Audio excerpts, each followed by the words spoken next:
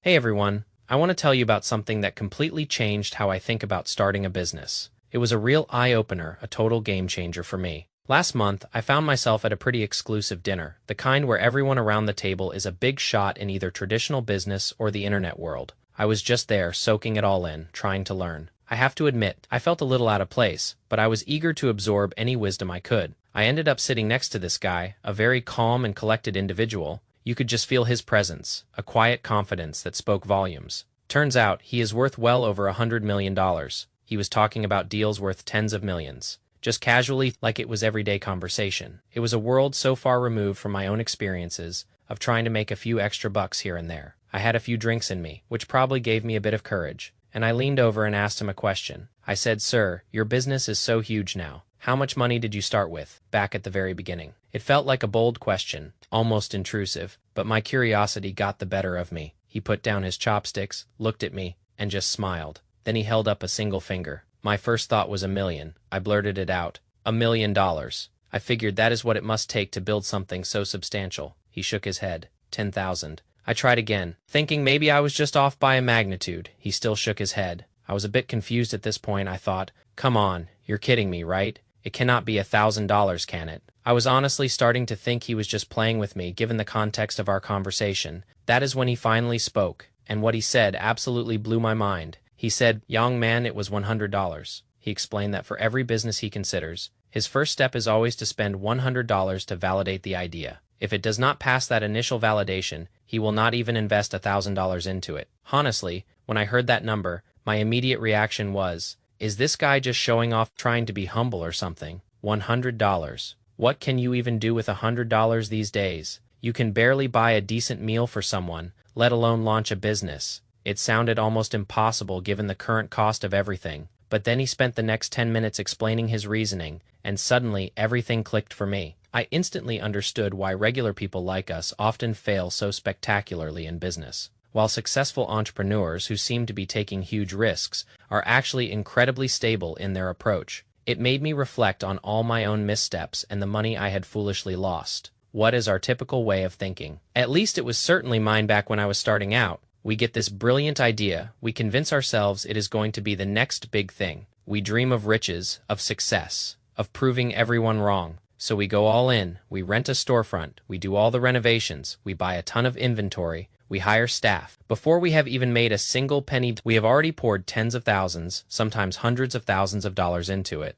We are emotionally invested and financially committed before we even know if there is a market. After all that, we open our doors, sit there, and just wait for customers to magically appear. We hope for the best because we have already put so much on the line. And what happens? Maybe 3 people walk in all day. Within 2 months, our cash flow dries up. We are forced to close down, usually selling everything at a loss. This is the classic mistake of shooting first and aiming later. It is a painful lesson, one I learned through direct experience, and it is a lesson that costs a lot more than $100. But this gentleman's $100 philosophy is completely different. It is about reconnaissance first, then deciding whether to pull the trigger. It is about gathering intelligence before committing resources. He told me, $100 cannot buy you products. It cannot rent you a storefront. But $100 can buy you the most valuable thing in the world, genuine market feedback. He emphasized that this feedback is worth more than any fancy business plan or elaborate setup. It is the real pulse of the market. I asked him for specifics. How does he actually do this?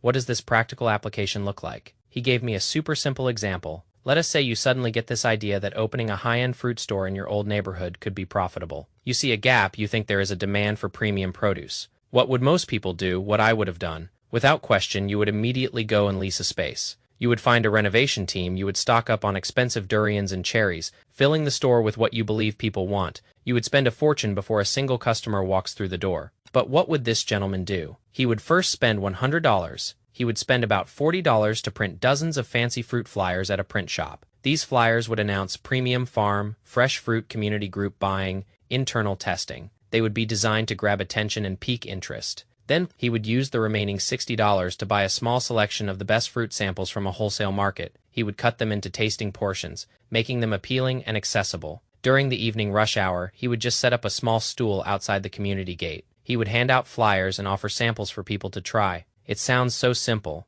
almost too simple for something that could decide a business's fate. Then, he would ask a simple question. If we offered delivery for this quality of fruit, would you be willing to add me on WeChat? Would you be interested in placing an order today? He would gauge their immediate reaction, their willingness to engage further. This $100 spent would give him 3 absolutely critical pieces of data. Data that would decide the fate of his business. And all, for a minimal investment. First, what is the WeChat conversion rate? If 10 people walk by and 5 are willing to add him on WeChat, that tells him there is a demand. There is interest. It shows that people are receptive to the idea. But if 100 people walk by and not a single one is interested, it is destined to lose money. He would just cut his losses and move on immediately. This is about knowing when to quit, before you have lost everything. A lesson I learned far too late myself. It is about respecting the market's verdict. Second, how price sensitive are the residents in this community? Let us say a pound of cherries normally costs $80. After tasting, you tell them the internal test price is $60.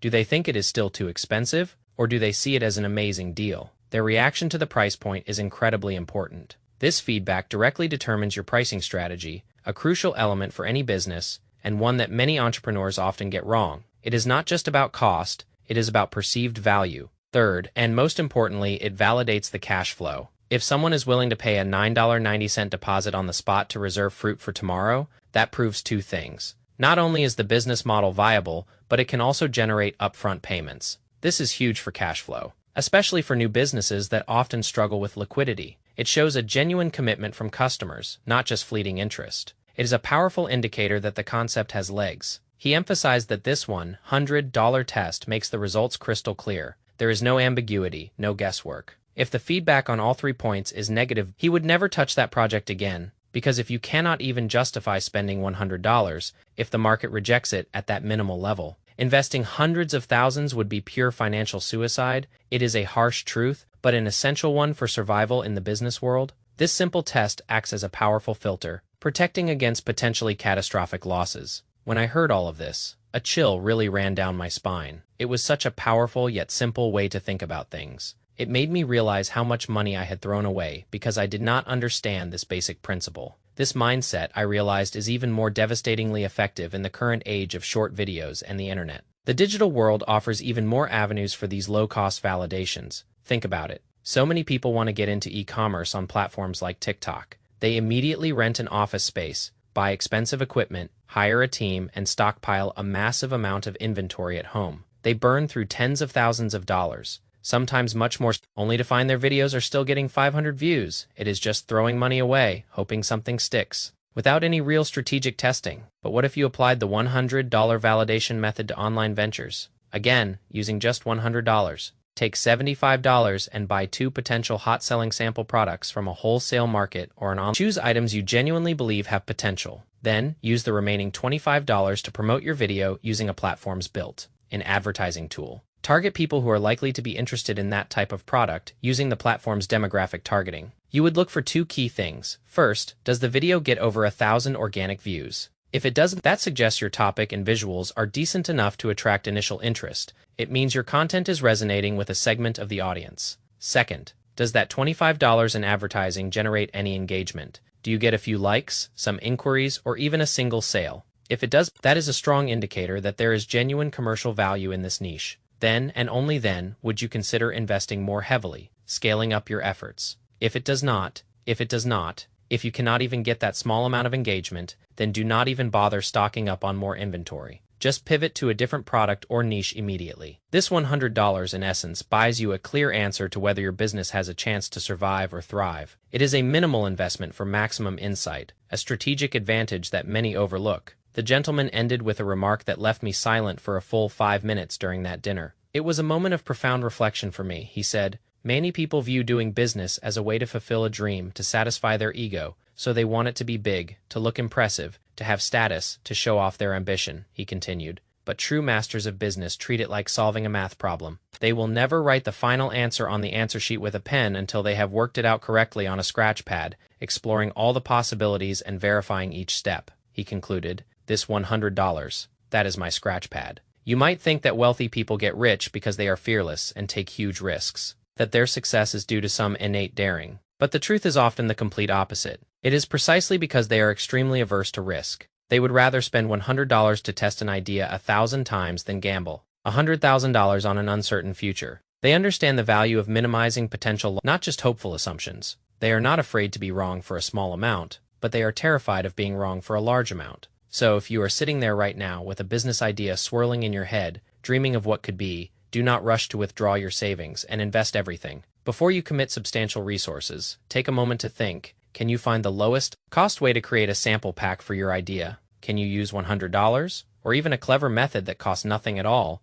to genuinely connect with your potential customers? Can you listen to what they have to say, truly hear their feedback, and understand their needs and desires? Remember, if you can learn a lesson for $100, if you can gain critical insights for a minimal sum, there is absolutely no need to spend half a lifetime and all your hard-earned savings. Learning the hard way, it is about smart, calculated moves, not reckless gambles. It is a lesson I wish I had learned much earlier in my own journey. A lesson that would have saved me a lot of tears and a lot of money. It is a philosophy that can fundamentally change how you approach any new venture, giving you a much better chance at success, while protecting your precious resources.